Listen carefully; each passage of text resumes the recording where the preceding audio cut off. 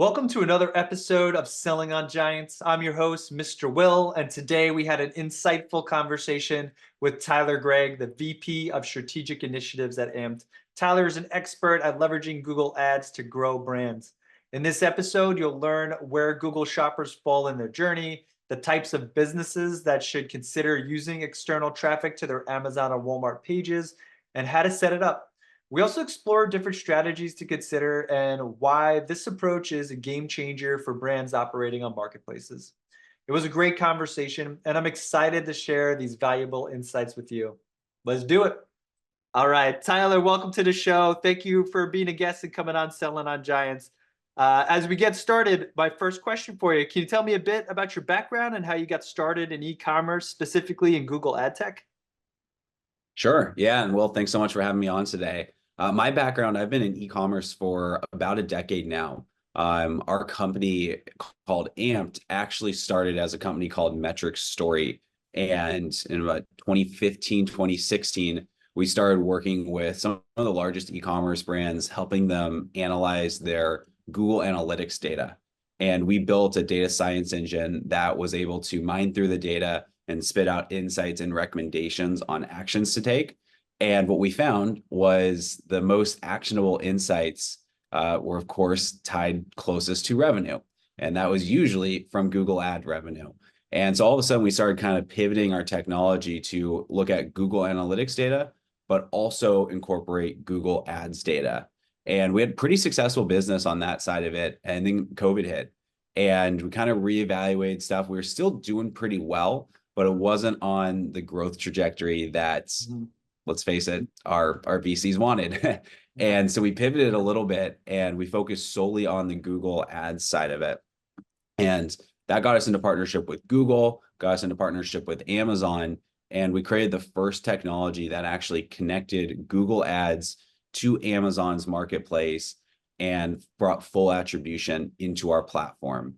What's unique about it and what's super important, and the reason a product like ours exists, is Amazon, they love their customer data, but they do not share that customer data with anyone, which means that you cannot put that customer data into Google Ads. If you could put the customer data from Amazon conversion data into Google Ads, you wouldn't need a product like Amped. You would just do Google Ads to Amazon and max for conversion, put TROAS on or auto bidding on, and you'd be good to go. But because Amazon's so tight with that customer data, it creates this middleman that's needed to allow brands who want to advertise and engage customers on Google to have to use this middleman technology to get Google data and Amazon data stitched together so that they can run their campaigns. Yeah, that's so beautiful too. Like, talk about what a gap in the market. I can't tell you how many e-commerce brands that we work with that will leverage some type of off-platform strategy. And the biggest complaint prior to solutions like AMP was like, what's the ROI? How do I know I'm getting a return on this investment? And before there was a lot of like indirect ways for us to kind of measure that, but having that connection definitely informs the shopper, the end user, which is great. So, I mean, on that note too, with regards to your Google Ad Tech and kind of the topic for today, it's driving external traffic to platforms like Amazon and Walmart, which is huge. It's a big differentiator, and it's how brands can do something apart from a typical Amazon endemic brand. So with that being said, I'm a big fan of Mythbusters. So I'd love to just kind of ask you, you've been in this role for a while, you've been doing the data attribution. What are some common misconceptions sellers have when it comes to using Google and, more importantly, the attribution around it? Yeah, the biggest myth is the impact that it has on rank. And it does have an impact on rank, but I talk to sellers and brands all the time where they'll say, hey, I was in my seller community and I heard I can just turn on Google Ads and it's going to automatically rank me up higher. And while that can happen, that's not exactly how it happens. It's an important component of the ROI is, spinning that retail flywheel. But the best way to improve your rank is to have a strategic and thoughtful strategy to Google Ads where you're running the best quality Google Ads, the higher quality Google ad campaigns you're running, the more sales you're going to get on Amazon. The more sales you get on Amazon, the higher your rank is going to be, right? So what we always talk to our brands when we onboard them is, yes, the impact on rank is part of the ROI of running Google Ads, but it's not just throw some Google campaigns on and hope to see your rank spike the next day, right? You need to be thoughtful, you need to be strategic about it, and bring in the right customers. So the better quality Google ads you have, the more add to carts and conversions you're going to get in engagement with your products on Amazon. And that's what the ranking algorithm likes. They like that engagement. They like those add to carts. They definitely like those conversions. So it's super, super important. Like, yes, look at rank, but it's not as simple as just turn on Google and next day you're going to be ranked on page one. Man, I wish it was that easy. And you're absolutely right. There are so many indicators, how your fulfillment is, what your price point is. So it's no wonder. I could see how people would think if I dump more money in it, it would lead to more sales, and how that could be kind of confusing. On that note, how important is it for a brand to drive external traffic to platforms like Amazon and Walmart? Yeah, I obviously think it's very important. I'm biased, of course, but I think it's important for the right stage of growth for a customer or for a brand on Amazon. If you're just getting started on Amazon, your whole focus should be on Amazon, right? Like, you need to get your conversion rates running. You need to get Amazon sponsored ads running. You need to fill the bottom of the funnel first. Google Ads sits in the middle of the funnel, right? So if you think about, filling up your pool, right? You need to fill up the bottom first. Once you've filled that up and you're starting to max that out, now you can start supplementing and injecting more quality traffic from the middle of the funnel. So it's super, super important to where I think a lot of brands should be doing Google to Amazon. I also think a lot of brands are not quite ready to do Google to Amazon. So it's important to think, where are you at in the stage of your brand's growth to kind of start to think about bringing it in. The other side of it too is the product. Brands that have the most success with us are consumables and like CPG type brands, to where there's that repeat purchase rate. Now, the repeat purchase rate is super, super important for brands to then go out to Google. The way I kind of describe it is, on Amazon, you're fishing in the same pond over and over again.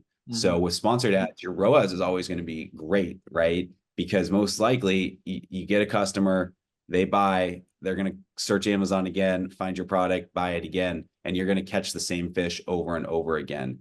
If you have a product with that kind of repeat purchase rate, you have to get new to brand customers. That's when you can go to the next pond over, which is Google, fish in that pond, bring them into Amazon. With Google, we see on average a 72% new to brand rate. It's different for different products and categories, but that's such a key metric. And I think what's interesting is you do not get new to brand as a metric on Amazon sponsored ads. Oh, Why do we think don't. that is? Yeah. There's probably a reason Amazon doesn't show you that, because it's probably pretty low, right? So Google presents a great opportunity to find new customers, bring them in, and if they buy over and over again, all of a sudden, maybe you're not profitable on that first purchase, but if you know they're going to buy a second and a third time, that's when our brands are able to really drive profitable Google campaigns. That's beautiful. I love hearing the full funnel, and that's a common conversation we have on the agency end. It's when we've saturated the PPC market, and it's like, well, what can we do next? And a lot of that conversation is like, we need to go to other ponds, to use your analogy, because we need to start getting those new to brand acquisitions over. So that's really smart. And you mentioned like it's not right for every type of brand. If you don't mind, what are some indicators that a brand should consider where it's like, okay, I think we may be ready to start tapping into Google traffic? Yeah, there's two important ones that I always point to. First off is, does your product have a certain aesthetic or a personal decision in it? So think about like a piece of art, right? Like maybe you sell a poster. People are searching Google for posters, right? But if you get a text ad on Google, you don't see what the product looks like. So you're going to click on the ad, you're going to search Google for poster for my house. You're going to click on the ad, and then you're going to land and go, oh, that doesn't fit my aesthetic. It's hit or miss. Maybe it does, but probably doesn't, right? Because you have that aesthetic, that personal buying factor into it. So those types of products are really difficult. They can work very well on Amazon because you search poster on Amazon, you see all the pictures, right? And Mhm. you're getting qualified before you click on the ad. So Google, those kind of products are a lot more difficult. And then the other side is price of the product or lifetime value of the product to the CPC. So if your CPCs on Google are going to be $1 and you sell a product for $20, that delta is big enough to where a decent conversion rate can bring in really profitable customers. If, on the other hand, you sell a $5 product and your CPCs are $2 or $3 per click on Google, Mhm. unless these customers are buying that product 20 times in a year, you're just not going to have a delta between the cost per click and the price of the product or the lifetime value of the product. So those are the two main things that we always look at when we kind of educate and talk to brands on whether or not Google is the right channel for them. Beautiful. That makes a ton of sense. To your point, very we notice this on Amazon, like products that are very subjective.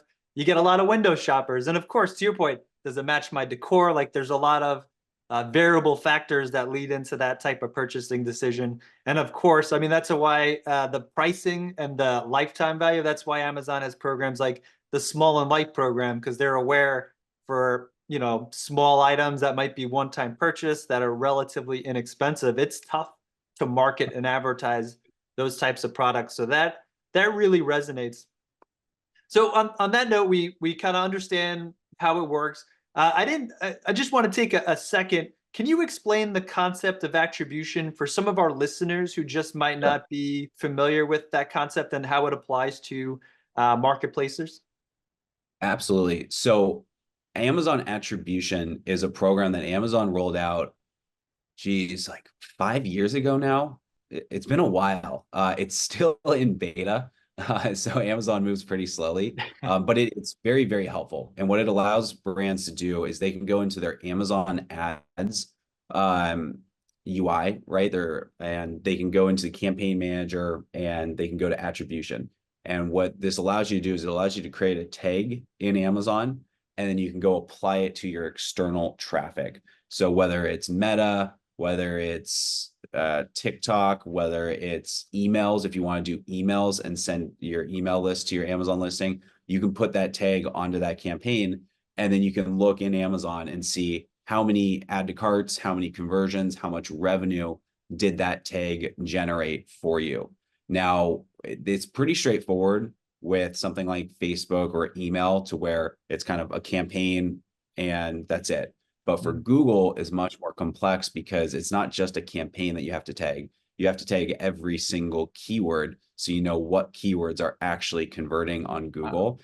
That's why you really need automated solution to automatically apply Amazon attribution. And so that's where our company comes in is Amped. We don't actually create attribution. We piggyback off of Amazon's attribution program, automate the tagging at campaign and keyword level, and then stitch it all together. So Amazon attribution is a great, great tool. There are ways to where brands can do attribution without Amped or a solution like Amped, but it's super, super manual and the data is going to be siloed between platforms. So it makes it easy when I talk about this stuff, right? It's, hey, like, go ahead, try it. Like there's ways to do this manually. You're not going to want to, right? You're probably going to want an automated solution for it. And then of course, on top of that, you're going to need bid strategies and whatnot to run the right campaigns, which if you know what you're doing in Google and you know what you're doing on Amazon, you can do that as well.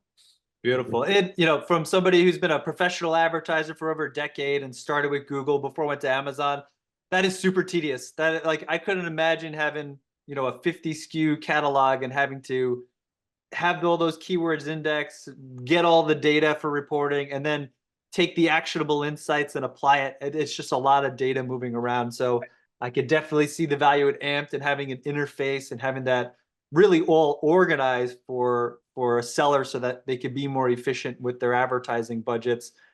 You did mention a lot, and I'd love for just dive in a little deeper. What are some key metrics that sellers should consider and monitor when using off Amazon like Google to drive traffic to their pages? Yeah, the biggest metric I always talk to my clients about is add to cart rate, because you're injecting traffic into the middle of the funnel, and Google by nature, you're engaging a customer in their research phase of their journey. Whereas on Amazon ads or even Walmart ads, you're engaging customers at the bottom of their journey, right? There's crazy stats of if someone searches something on Amazon, I think it's like 75% chance they're going to buy that day or something like that. And with Google, they're not buying that day, right? Like think, when was the last time you Googled something, right? You Googled it to kind of start your research process. You kind of poked around on some different blogs. You kind of read different price points, right? So when brands engage on Google, oftentimes the conversion doesn't happen right away, but it can still happen down the road. So I always talk to my brands about add to carts, because that's an engagement metric that indicates the quality of traffic that you're bringing in. If you have a high add to cart rate, 7, 8, 9, 10, 15%, meaning like what? That'd be like 1 in every 10 clicks is saying, oh, I like that product. That's definitely helping that retail flywheel. That's showing Amazon those engagement rates that they care about for their ranking algorithm.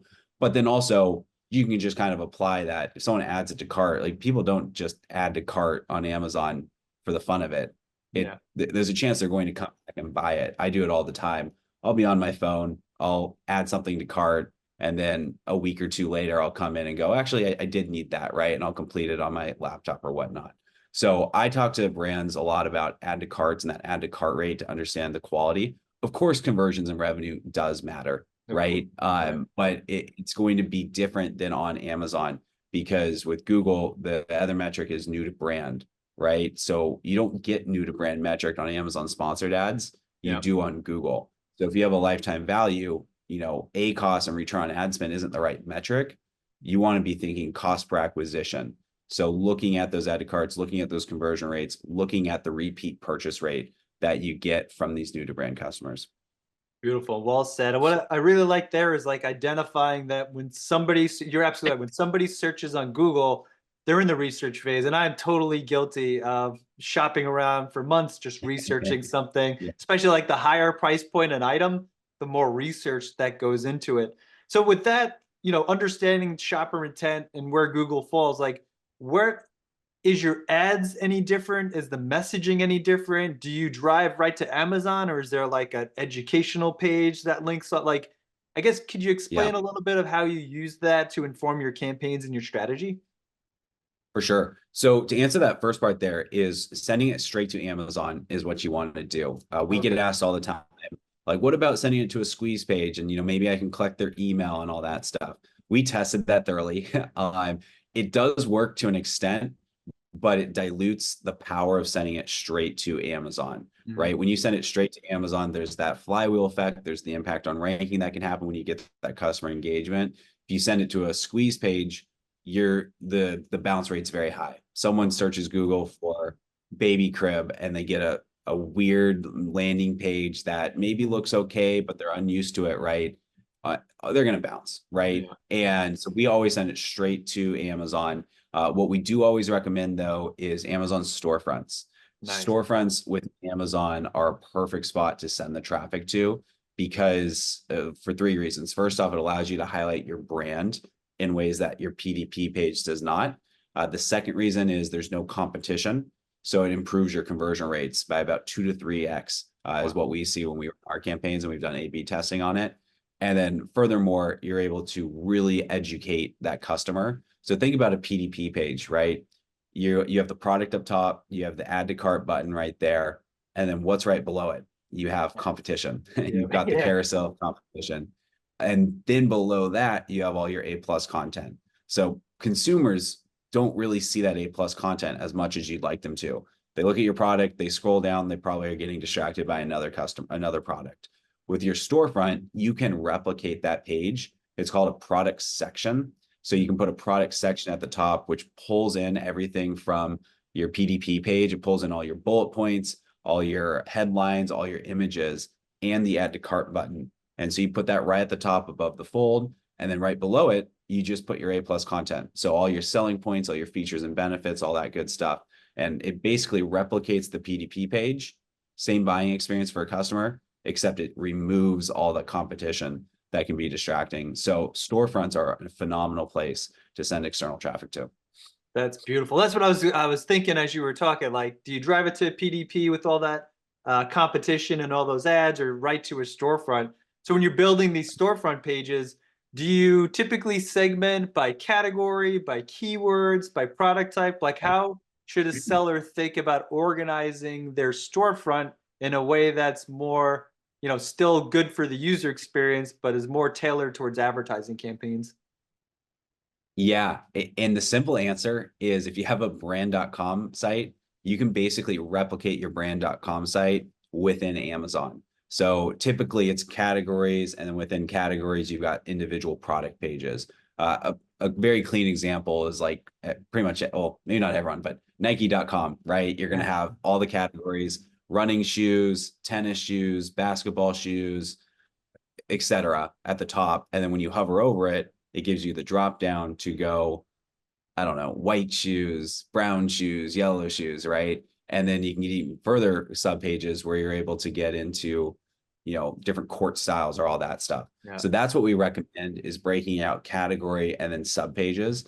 And really each product should have their own sub page if you're really building out your site. And what Amazon's done with their storefronts is really phenomenal, because you're basically be able to replicate a Shopify site, but within Amazon, and get Amazon's conversion rates. So there's lots of great examples. We've got a bunch on our website that we recommend. We don't actually build storefronts because we're a tech platform, but we always point brands to like, hey, here's a design, just replicate this. Yeah, copy this. And now, AMP, so we drive to the storefront, and I know the storefront has its own data, like it has its own performance and metrics. Does AMP take both does your platform take that storefront data on top of the Google data and is able to kind of combine it all into something useful that a brand could use to make informed strategic decisions? We don't. We toyed around with it, but the API access just isn't super clean for us to get that data. But I do know some of my brands will look at that, to where they can look at clicks and page views, and they can see how customers are interacting with the site. There's lots of great metrics, and you can even put storefront tagging onto your AMP campaign, so you can kind of feed in different campaign structures and naming conventions into that analytics on storefronts.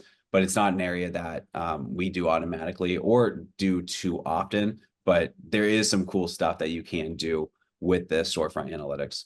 Beautiful. And at least they're on the back end. So just because they're not there doesn't mean you can't check on them and just see what's there. I'd love to get just a really successful story from you. I love stories. So I'd love to hear if you can describe to me maybe typical or a specific brand. Feel free to mention them, or the category. Like, they came to you with this problem, you guys were able to do X, Y, and Z, and this brand saw these great results. Do you have anything you could share? Yeah, for sure. For sure.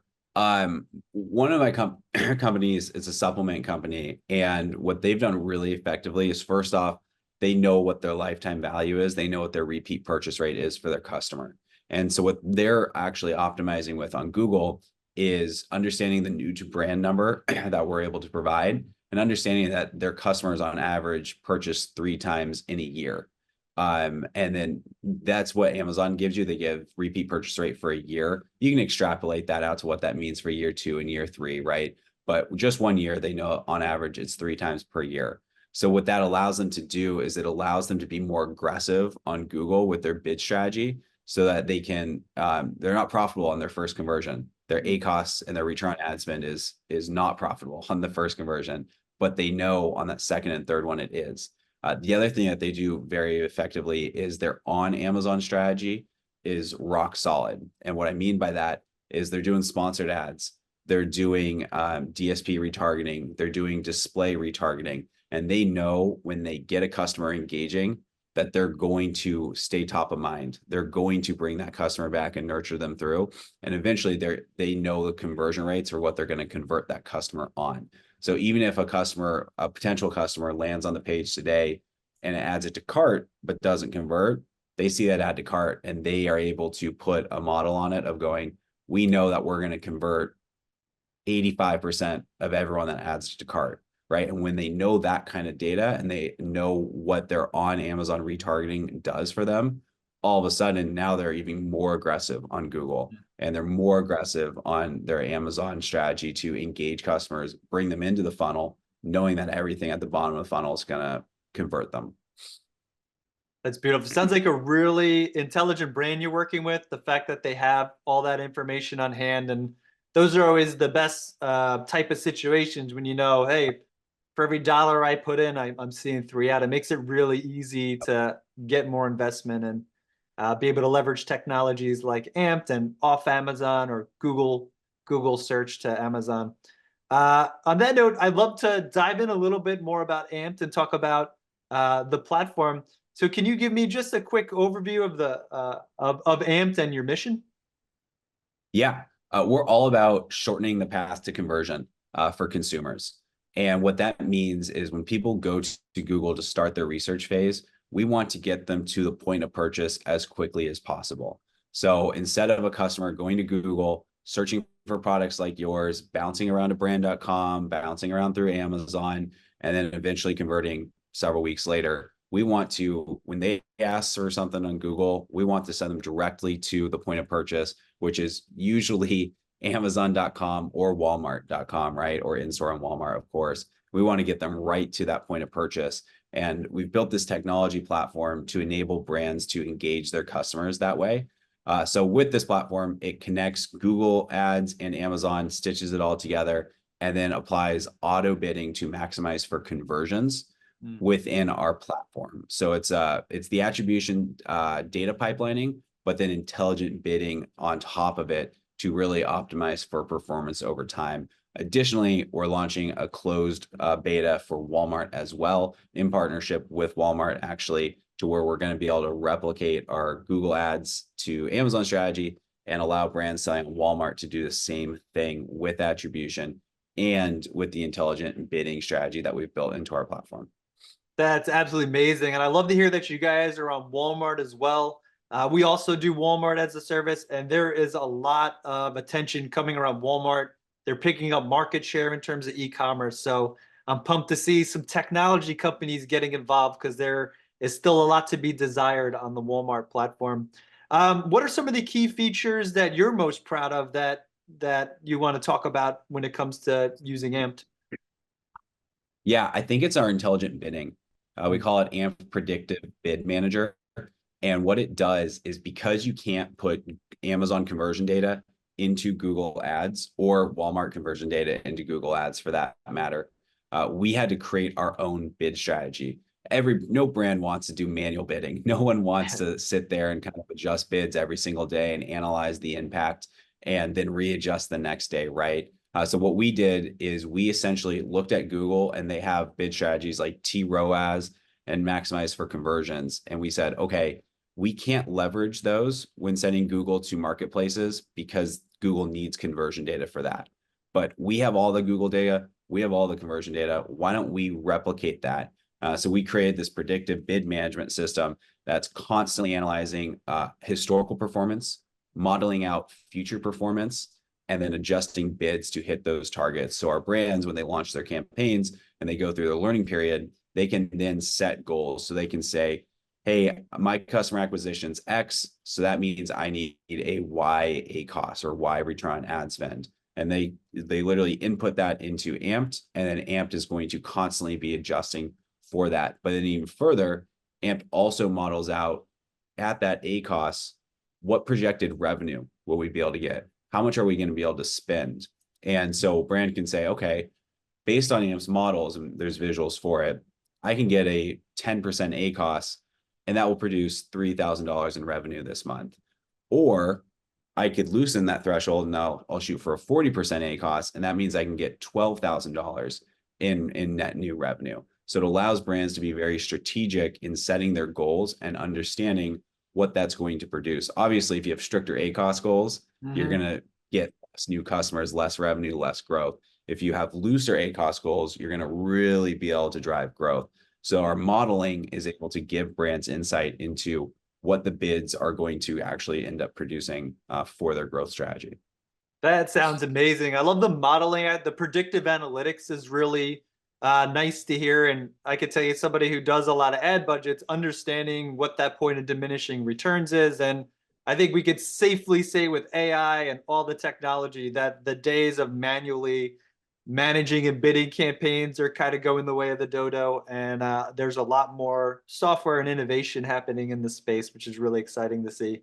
Yeah. On that note, I like to kind of end these shows talking about the future of e-commerce. So I have two general questions I'd love to get your insights on, Tyler. First, what trends do you see shaping the future of e-com, particularly in relation to traffic and attribution?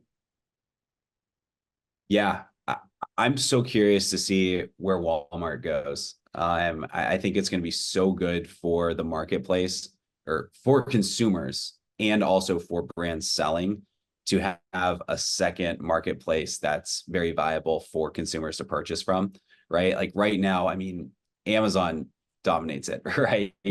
And that allows Amazon to do is, raise their seller fees, really have a lot of control. And we can get if Walmart can get up to speed here and have a 2-day shipping, reliable products and all that good stuff nationwide, all of a sudden, if you have two marketplaces competing, I think that's going to be great for brands selling on those Mhm. marketplaces and also great for consumers buying from them to have two viable options that can deliver products and goods that they need.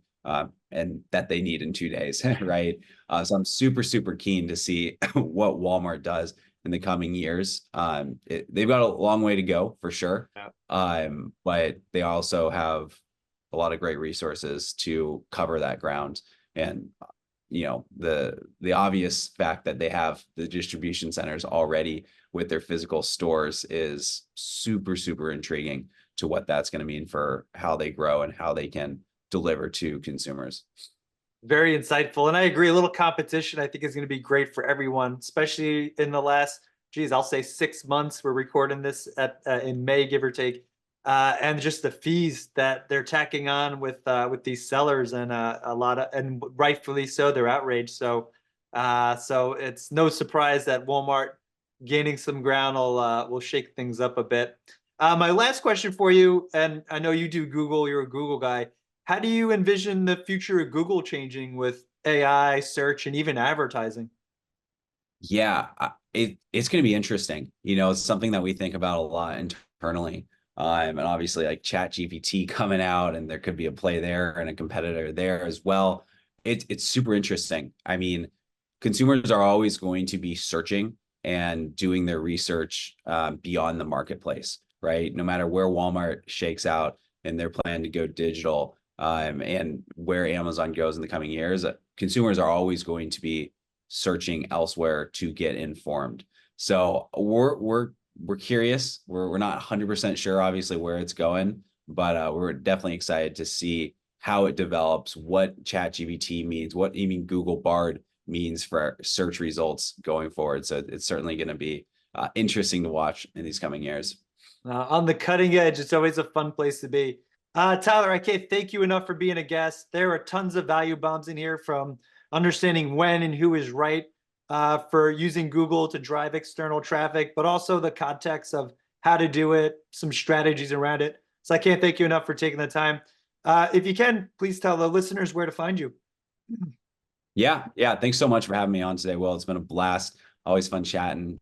If anyone's interested in getting in touch with us, you can head over to amped.io. That is ampd.io. Or shoot me an email. Tyler@amped.io works great. Just put in the subject line that you heard me through the Bellavix podcast here, and I will hopefully see that email and get back to you shortly. Awesome. Well, you guys know where to find. Check out Tyler at amped.io. Tyler, once again, thank you for being part of this show. Awesome. Thanks, Will. Thank you for tuning in to this episode of Selling on Giants. I hope you found our conversation with Tyler Gregg as enlightening as I did. My biggest takeaways was understanding where Google shoppers fall in their journey and recognizing the right time for businesses to leverage external traffic to their Amazon or Walmart pages. Tyler was a great guest. He provided practical advice on how to set these campaigns up, different strategies to consider depending on your maturity, and why this approach is a game changer for brands operating on marketplaces. If you're looking to grow your brand and optimize your external traffic strategies, this episode's for you. If you enjoyed this episode, please leave a review wherever you listen to your podcast. Or if you're tuning in online, please leave us a comment. Your feedback helps us bring more valuable content to you. And remember to subscribe to our podcast for more expert interviews and actionable tips to help you succeed in the e-commerce world. Thank you again for listening, and we'll see you next time on Selling on Giants. Stay classy, people.